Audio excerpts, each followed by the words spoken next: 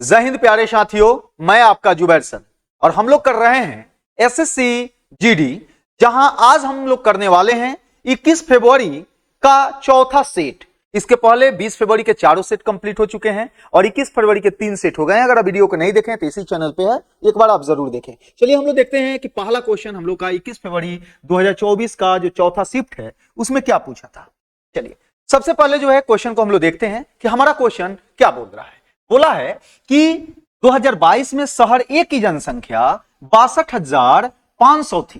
कितनी थी भैया बताइए आप, जल्दी जल्दी इसका जवाब आप लोग दीजिए, तो जल्दी जल्दी सब लोग जवाब दीजिए। बोला कि 2022 में शहर ए की जनसंख्या 62,500 थी।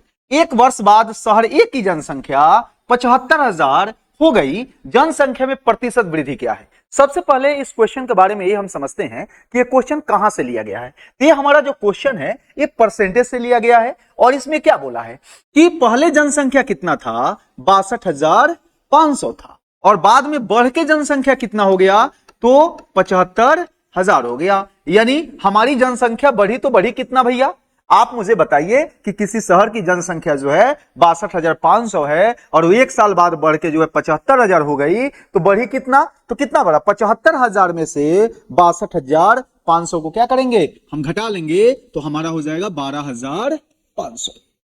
कितना हो गया, 12,500। यानी 12,500 जनसंख्या बढ़ी है और हमसे पूछ रहा है जनसंख्या में प्रतिशत वृद्धि, कितने प्रतिशत की वृद्धि हुई। तो प्रतिशत वृद्धि अगर हम निकालें तो कितना का वृद्धि हुआ है, सबसे पहले ये देखिए तो कितना का वृद्धि हुआ है, तो 12,500।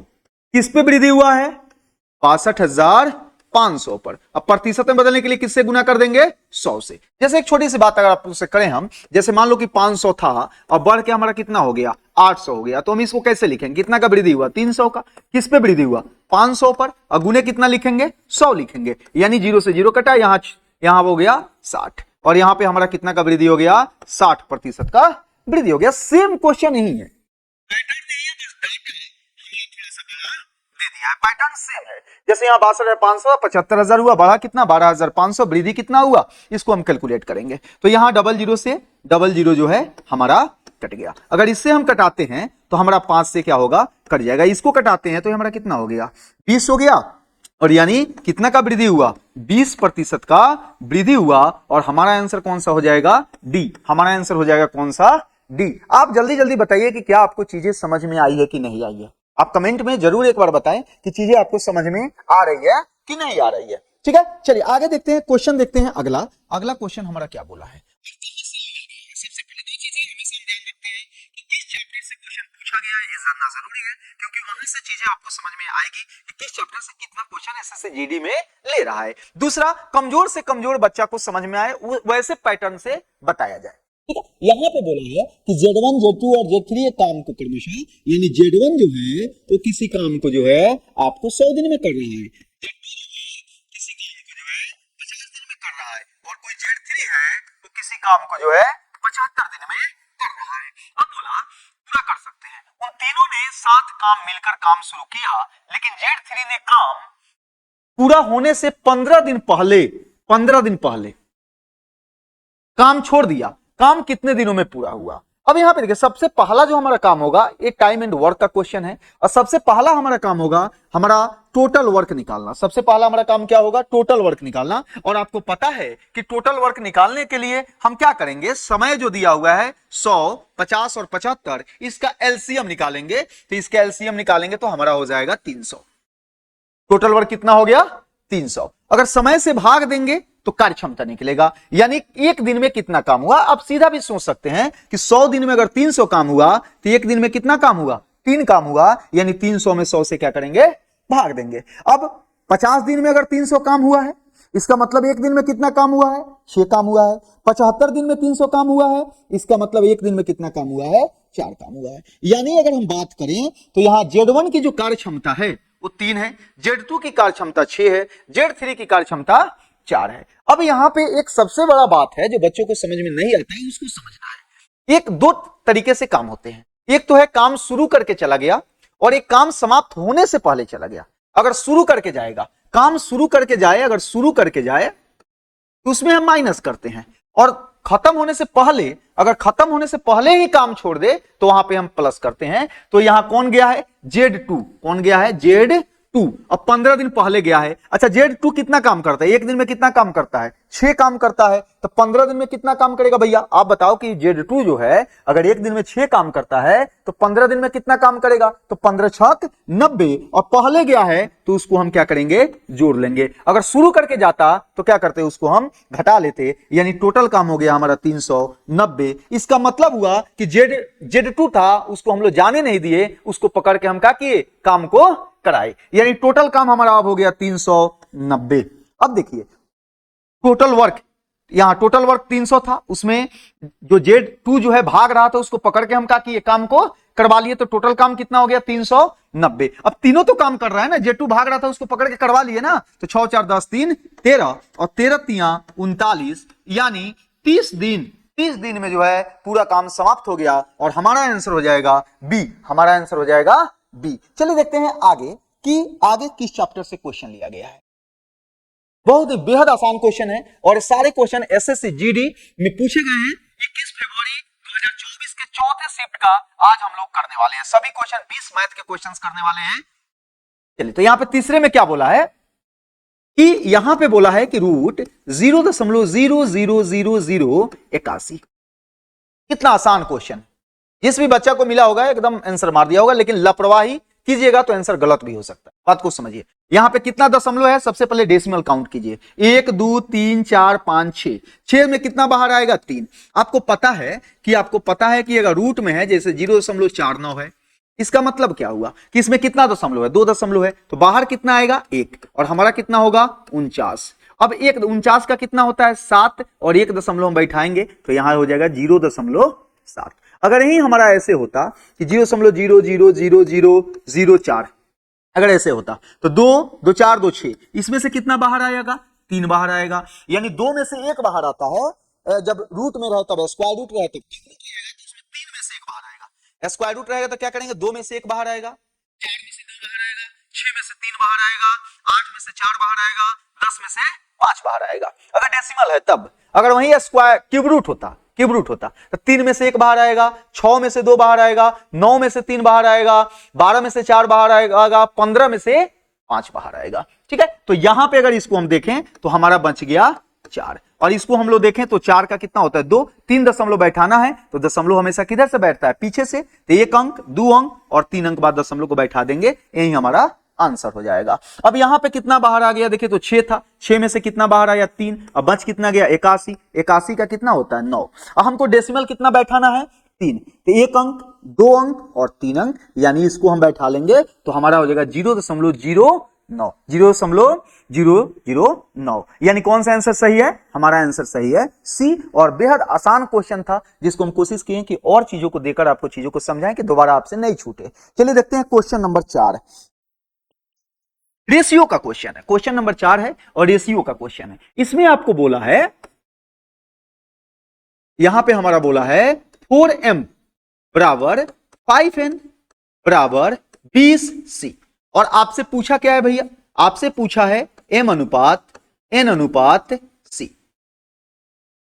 अब देखिए चीजों को करना क्या होता है, जब भी इस पैटर्न का आपको क्वेश्चन दिखाई दे, ऐसे क्वेश्चन दिखाई दे, तो आपका इनका रेशियो निकालने के लिए m अनुपात n अनुपात और c निकालने के लिए सबसे पहले जिसका निकालना उसको तोप लेना है, जिसका निकालना उसको क्या करना है, तोप लेना है। चीजों को सीखिए कि दोबारा क्वेश्चन अगर आए 2025 के एग्जाम में आपको, तो आपसे क्वेश्चन नहीं छूटे, तो इसको तोप लेंगे। तोपेंगे तो कितना हो गया, देखिए तो 20 5 100, यानी यहां हमारा हो गया 100। यहां पे समझिए, इसको पूछे तो इसको तोप लेंगे, 20 चौका 80, यानी जिसका पूछे उसको तोप लेना है और जो रहे उससे गुना कर लेना है। जिसका पूछे, जैसे इसका पूछे तो इसको तोप लिए तो 20 5 100, इसको तोप लिए तो 20 चौका 80, सी का निकालना है, इसका तोप लेंगे तो 5 चौका 20, यानी अगर 20 से हम कटाते हैं तो 20 5 100, 20 चौका 80, अब 20 से कम 1, यानी कहने का मतलब है कि m और c का जो रेशियो होगा 5:4:1 होगा। ऑप्शन कौन सा सही है, हमारा ऑप्शन सही है सी, 5:4:1। डरना नहीं है, देखिए जीडी एसएससी जीडी में जो क्वेश्चंस हैं वो बहुत सारे टीचर को हम देख रहे हैं कि बच्चों को डरा दे रहे हैं, ऐसा भी नहीं है। आप प्रीवियस ईयर देख रहे हैं ना, आप खुद देखिए, लास्ट तक देखिए, चीजों को समझिए कि किस लेवल का क्वेश्चन जो है एग्जाम में पूछ रहा है। मिक्स क्वेश्चन है, हर टाइप पैटर्न का क्वेश्चन है। ठीक है, चलिए देखते हैं क्वेश्चन नंबर 5 नंबर में बोला है कि 30% की वार्षिक दर से ऋण पर दी गई एक निश्चित धनराशि पर एक वर्ष के लिए चक्रवृद्धि ब्याज जो हमारा कैसा है, अर्धवार्षिक रूप से संयोजित होता है। यानी चक्रवृद्धि ब्याज जो है वो अर्धवार्षिक रूप से संयोजित हो रहा है और एक वर्ष के लिए साधारण ब्याज के बीच का अंतर 337.5 रुपया है। तो वह धनराशि कितनी है? ठीक है, यानी यहाँ पे चीज को अगर हम देखें तो यहाँ पे जो चक्रवृद्धि ब्याज है, पहले क्वेश्चन को समझें तो चक्रवृद्धि ब्याज साधारण ब्याज का मिक्स क्वेश्चन है। इसमें बोला है कि जो चक्रवृद्धि ब्याज हमारी है वो अर्धवार्षिक रूप से संयोजित हुई है। इसका मतलब है कि छमाही है।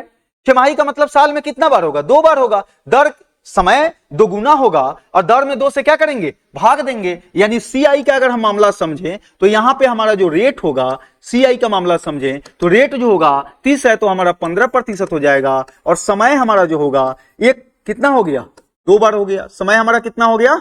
2 हो गया, क्योंकि छमाही है तो साल में कितना बार लगेगा? 2 बार लगेगा। लेकिन वहीं अगर एसआई की बात हम करें तो यहां हमारा रेट कितना रहेगा? 30% ही रहेगा, लेकिन हमारा समय कितना हो जाएगा? 1 हो जाएगा, क्योंकि बोला है एक वर्ष के लिए साधारण ब्याज, एक वर्ष के लिए साधारण ब्याज। हम जानते हैं ठीक है कि सी आई बराबर हमारा होता है P into 1 plus R by 100 power N minus 1।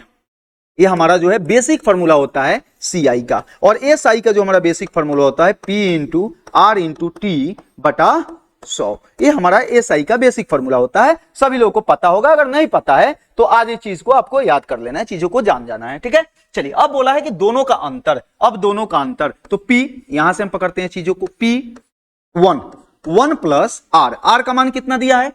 CI के लिए कितना है? 15%। सीआई के लिए कितना है? 15 बटा 100। पावर कितना होगा? 2, क्योंकि सीआई के लिए समय कितना है? 2 है, माइनस 1। ये चीज हमारा हो गया यहां पे। अब समझिए, ये हो गया हमारा चक्रवृद्धि ब्याज। इसमें से हमको घटाना है साधारण ब्याज, तो P इंटू R का मान साधारण ब्याज में कितना है? 30, यानी 30 बटा 100 इंटू टी का मान कितना है? 1। तो इसको हम लोग लिख सकते हैं, ऐसे लिख लेंगे P गुने 30 गुने 1 अब बटा हमारा कितना हो गया? 100। ये हो गया हमारा साधारण ब्याज, ये हुआ चक्रवृद्धि ब्याज और ये हुआ हमारा साधारण ब्याज, और दोनों का अंतर कितना दिया है? 337.5। अगर इसी को हम सोल्व कर लेते हैं तो हमारा P का मान आराम से निकल जाएगा। तो इसको अगर हम देखें तो ये हमारा कितना हो गया? देखिए तो 3 हो गया और यहां पे कितना हो गया? 20 हो गया। यानी अगर P सब में कॉमन लेते हैं तो ये हमारा कितना हो गया? ये हमारा कितना हो गया? 20 20 3 23, 23 बटा 20 का स्क्वायर माइनस 1 माइनस, अब इसमें से P कॉमन लेते हैं, 30 बटा 100, 30 बटा 100, और यही क्या हो गया? हमारा हो गया एस आई और सी आई का अंतर, और ये दिया है सी आई और एस आई का अंतर, ये दिया है 337.5। ठीक है, चलिए अब एक चीज को समझना है, यहां पे 23 दिया हुआ है, 23 दिया है, तो 23 के स्क्वायर का मतलब क्या है? 23 गुने 23, 23 के स्क्वायर का मतलब कितना है? 23 गुने 23, तो हमारा कितना हो गया? 3 तिहाई 9 हो गया, और यहां पे हमारा कितना हो गया? 3 दूना 6, 3 दूना 6, 6 2 हो गया, 4 1 5, 529। यानी इसको हम लिख सकते हैं, अगर रफली हम चीजों को देखें, थोड़ा रफली चीजों को देखें तो इसको अगर हम सोल्व कर लें तो हमारा हो गया 529 बटा, ये हो गया 420 का कितना हो गया? 400 माइनस 1 माइनस 30 अब बटा 100, और यहां पे हमारा कितना हो गया? 337.5। यानी इसको अगर हम लिखें तो P गुने, अब इसको हम सोल्व करते हैं, थोड़ा चीजों को जो है हम सोल्व करते हैं। कैसे सोल्व करेंगे? तो यहां एलसीएम ले लेंगे, तो एलसीएम हमारा टोटल कितना आ गया भाई? 400। एलसीएम कितना आ गया? 400। ठीक है, अब यहां पे हमारा कितना हो गया? 529 माइनस, यहां पे कुछ नहीं है तो क्या लेंगे? 1, तो 400 इसमें से क्या हो जाएगा? हमारा घट जाएगा, और माइनस यहां 100 से भाग देंगे तो कितना हुआ? 4, और 4 से गुना करेंगे तो कितना हो गया? 120। यानी कहने का मतलब है कि 529 में से जो है 520 को घटा लेंगे, 529 में से 520 को घटा लेंगे, तो यहां पे लिख सकते हैं हम कि हमारा कितना आ गया? 9 बटा 400 बराबर 337.5। दशमलव को हटाएंगे, नीचे आएगा 10, 1 0 से 1 0 क्या हो गया? कट गया, और इसको अगर 9 से हम कटाते हैं तो 9 से कटाते हैं तो 9 त्रिका कितना हो गया? 27 हुआ, 9 त्रिका कितना हो गया? 27 हो गया, और यहां पे हमारा 6 हुआ, 9 सते 63 हो गया, और 9 पचे 45 हो गया, और यहां से अगर हम P हमको निकालना है तो P बराबर हम लिख सकते हैं, P बराबर लिख सकते हैं 375 और गुने 40। यहां पे हमारा कितना आया है? 40। तो 40 से अगर गुना करते हैं तो हमारा कितना हो गया 0, यहां पे हो गया 4 पचे 20 और 7 यहां पे कितना हो गया 7 चौका 28, 28 दो कितना हो गया 30 और ये हो गया 4 तिहाई 12, 12 3 कितना हो गया 15, यानी हमारा पी का मान कितना आ गया 15,000 आ गया। पी का मान कितना आ गया 15,000 आ गया। थोड़ा टाइम इसलिए लगा है क्योंकि चीजों को आपको बेसिक फार्मूला से हम बताएं। एक बार और पीछे आके एक बार चीजों को और आप देखिएगा, आपको सभी चीजें समझ में आ जाएगी। चलिए देखते हैं अगले क्वेश्चन की ओर चलते हैं। अगला क्वेश्चन कहां से पूछा,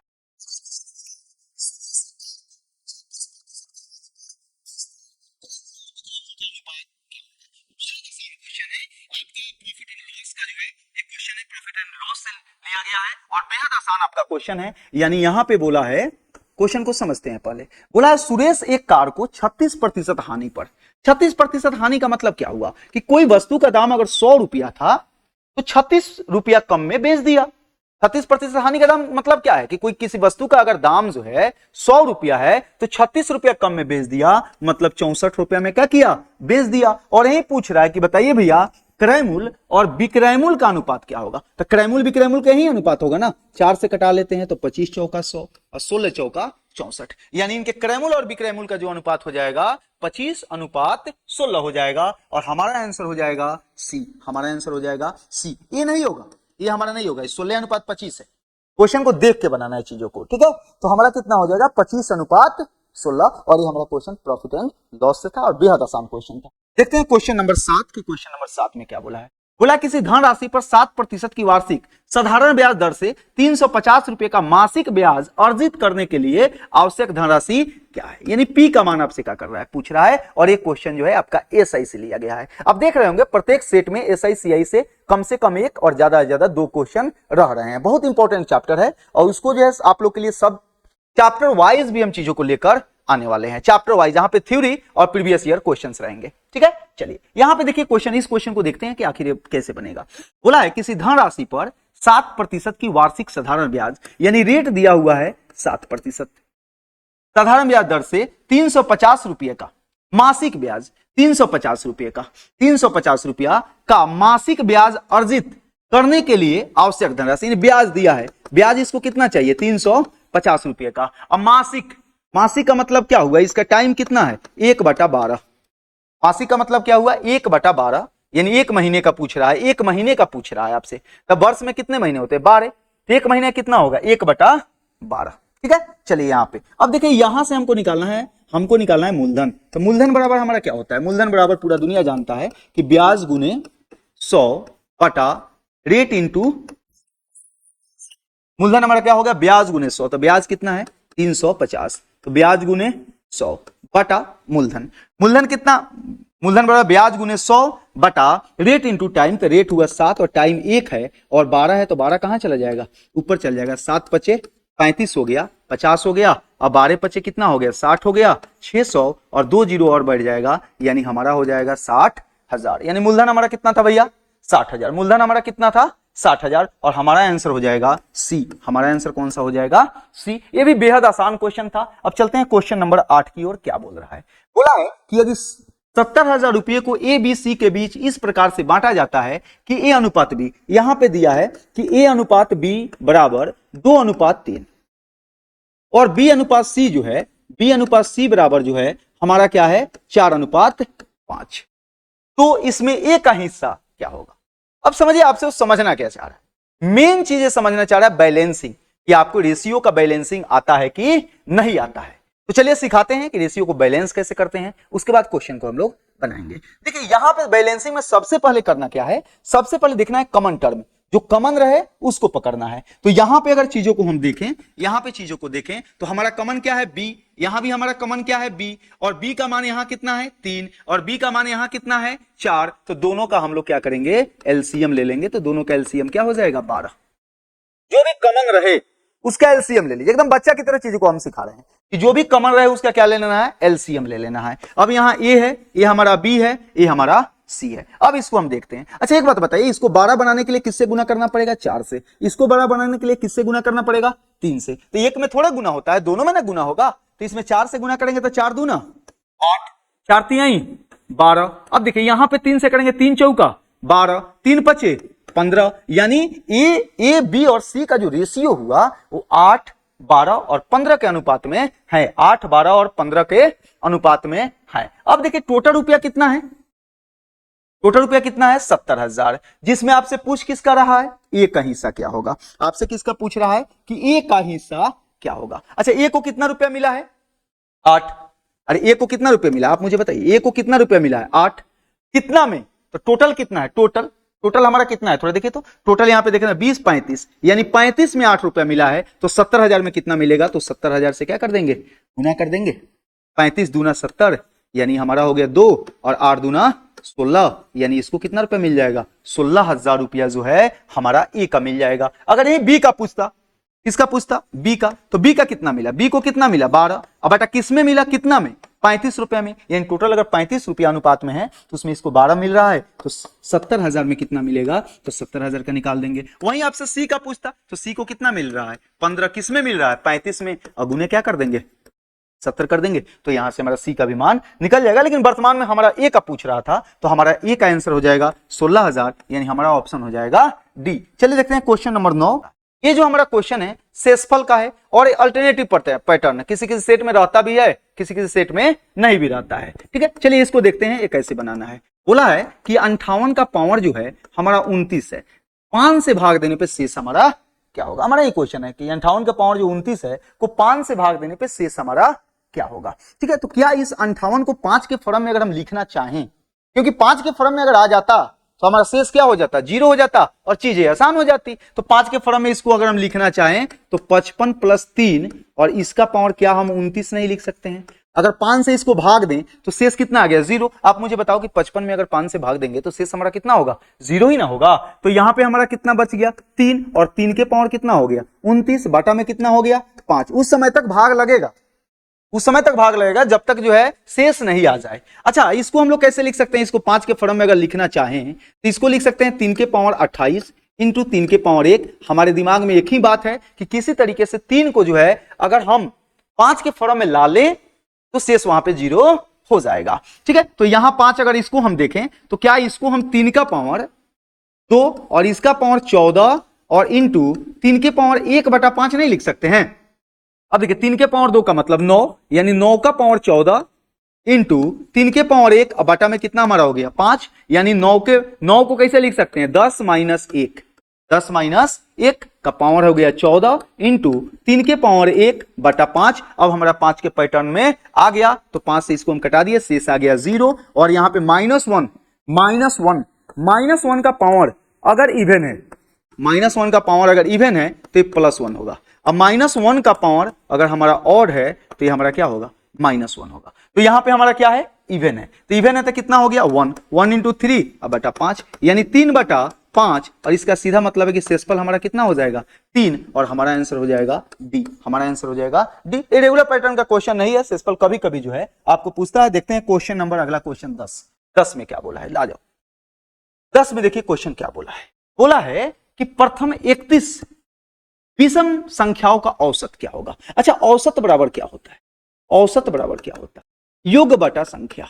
औसत बराबर क्या होता है योग बटा संख्या। क्वेश्चन आसान है, बेसिक फार्मूला से बनाइए, कोई दिक्कत नहीं है। योग बटा संख्या। अब यहां बोला है प्रथम 31 विषम संख्याओं का औसत। मान लीजिए कि विषम संख्या निकालना हो, विषम संख्या निकालना हो, 1 हो 3 हो 5 हो और ये हमारा डॉट डॉट कहां तक हो n तक हो, ये विषम संख्या है। इसका योग हमारा क्या होता है, इसका योग हमारा क्या होता है n का स्क्वायर। इसका योग कितना होता है n का स्क्वायर। इस फॉर्मूला को जो है आप याद कर लीजिए।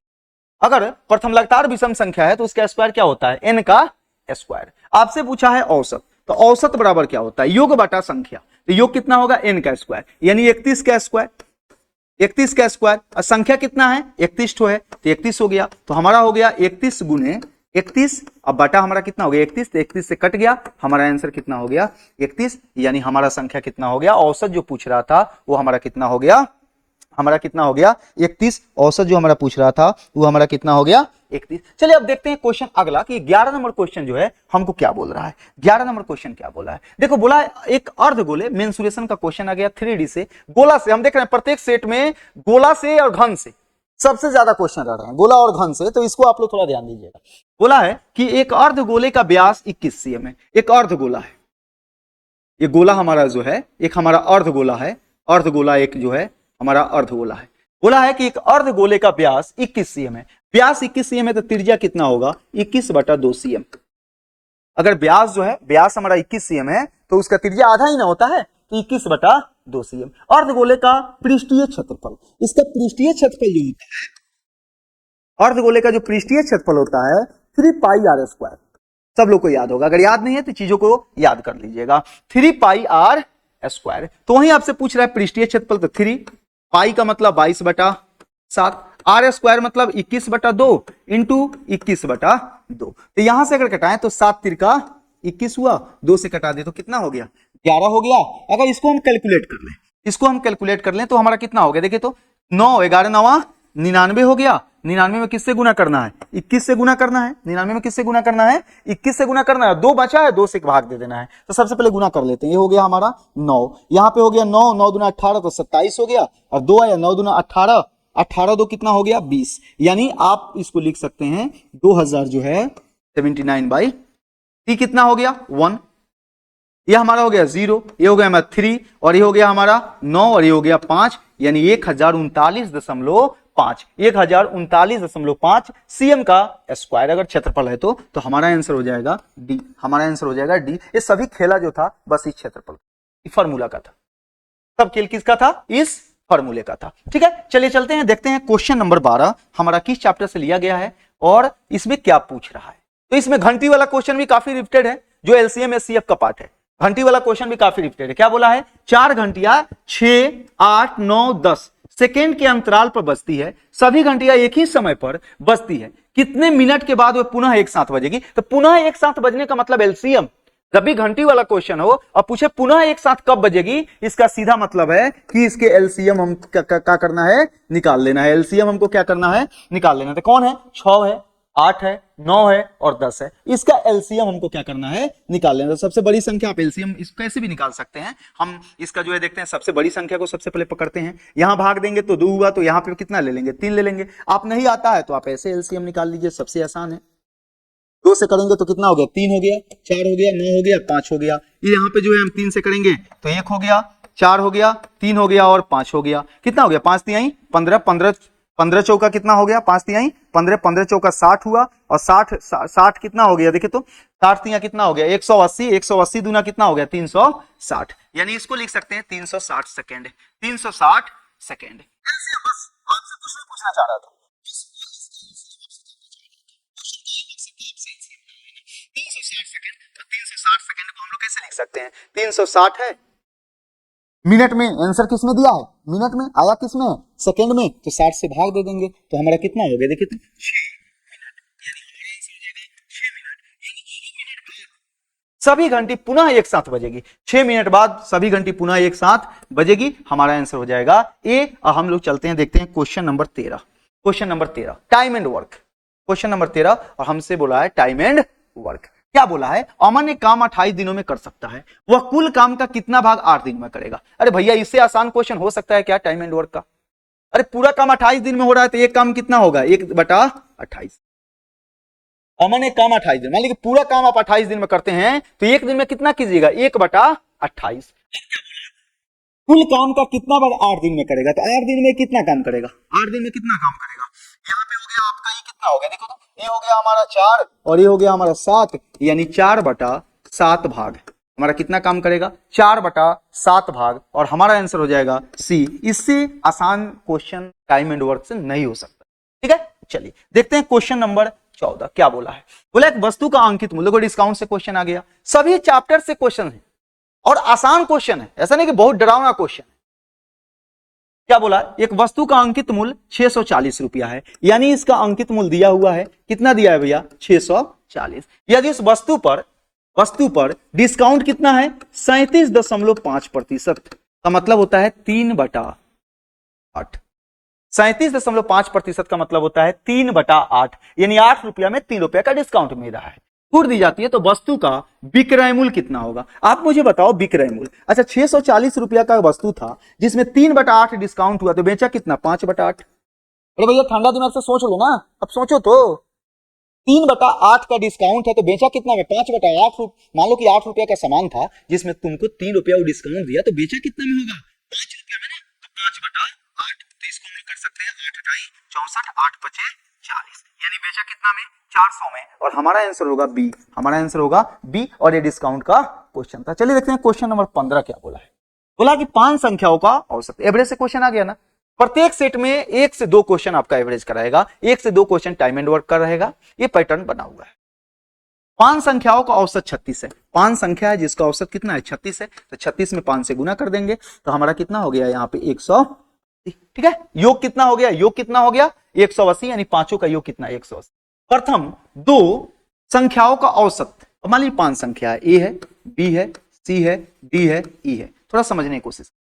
5 संख्याओं का औसत 36 है, प्रथम 2 संख्याओं का औसत, प्रथम में दो संख्या है का औसत, अंतिम 3 संख्या, जो अंतिम में 3 संख्या है, संख्याओं के औसत का 1.5 गुना है, यानी इसका औसत अगर x है तो इसका औसत 1.5x है। यही तो है, क्वेश्चन को पढ़ो तो आप एक बार, आप क्वेश्चन को पढ़ के तो देखो भाई। 5 संख्याओं का औसत 36 है, तो योग कितना हो गया 180। प्रथम 2 संख्याओं का औसत अंतिम 3 संख्याओं का औसत का 1.5 गुना है, यानी 3 संख्या का औसत अगर x है तो इसी का 1.5 गुना, इसका औसत निकल गया। ये हम क्या निकाले हैं औसत, ये हम क्या निकाले हैं औसत। अब हमको निकालना है योग, अब हमको क्या निकालना है योग, तो इसका योग कितना होगा भैया, ये 2 संख्या है तो इसमें 2 से गुना करेंगे, इसमें 2 से गुना करेंगे तो ये हो गया हमारा 3, 2 से गुना करेंगे तो कितना हो गया 3x। ये 3 संख्या है तो 3 से गुना करेंगे तो ये हमारा कितना हो गया 3x। ये हमारा योग हो गया कि 2 संख्याओं का योग भी 3x है और 3 संख्याओं का योग भी 3x है, यानी टोटल एक हुआ 6x, और 6x का मान हमारा दिया है 180, तो x का मान हमारा कितना हो जाएगा 1 6 3 का 18, यानी x का मान हमारा कितना हो गया 30। क्या बोला, प्रथम 2 संख्याओं का योग कितना है, तो योग हमारा यही ना है, अरे देखो तो एक बार, योग हमारा कितना है 3x ही ना है, ये 1.1.5x जो है 1.5x जो है तो हमारा औसत है ना, योग कितना है 3x।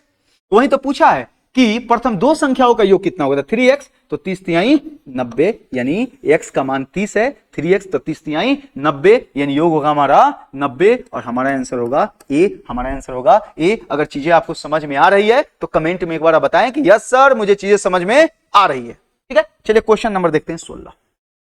क्वेश्चन नंबर 16 में क्या बोला है, बोला है एक निश्चित शहर की जनसंख्या में पहले वर्ष 5% की वृद्धि हुई। पहले वर्ष कितना का वृद्धि हुआ 5%, दूसरे वर्ष 8% की वृद्धि हुई, दूसरे वर्ष कितना का वृद्धि हुआ 8% का वृद्धि हुआ। जनसंख्या में कुल वृद्धि प्रतिशत क्या है, कुल वृद्धि, इसके लिए हजारों ट्रिक बने हुए। हम सबसे बेसिक चीजों को, आपको पता है कि बेसिक चीजों से हम समझाने की कोशिश करते हैं कि हर बच्चा को समझ में आए जो मैथ में बहुत कमजोर है, ठीक है। तो बेसिक चीजें, एक होता है ए बी फॉर्मूला, इसको थोड़ा सा देख लिए, ए बी फॉर्मूला।